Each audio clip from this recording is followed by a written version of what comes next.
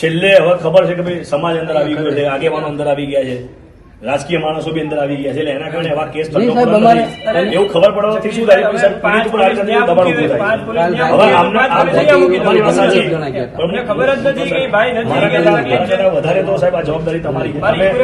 તમને ટ્રેનિંગ બી મળેલી કે આવા બધા કેસમાં શું થતું હોય, આગોતરા શું પગલા લેવા એવી તમને ખબર હોય. સાહેબ અમને રોજ જોતા હોય ધોકાવાળા, તો ભાઈ જો અત્યારે એમના ભાઈ ગાયબ છે, હવે એમને કિડનેપ થઈ ગયા, ઉઠાઈ ગયા, કે ગભરામણના કારણે જતા રહેવાની રિસ્પોન્સિબિલિટી. આમ આદમી પાર્ટીના એસસી સેલના પ્રમુખ જગદીશ ચાવડા કાર્યકર્તાઓ સાથે અમરેલીના લાલવદર ગામે પીડિત ખેડૂત પરિવારજનની મુલાકાત લેવા માટે પહોંચ્યા હતા. લાલવદર ગામના ભાજપના તાલુકા સદસ્ય ચેતન ધાનાણીએ કિસાન મહાપંચાયતમાં ઉપસ્થિત રહેલા ખેડૂતોને ફોન કરીને ગાળો અને ધમકીઓ આપી હતી. આ ઘટનાને લઈને જગદીશ ચાવડાએ ભાજપને આડે હાથ લીધી છે.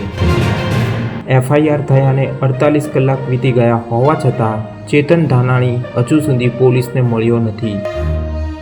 આ અંગે જગદીશ ચાવડાએ પોલીસ અને સરકારની કામગીરીને લઈને સવાલ ઉઠાવ્યા છે.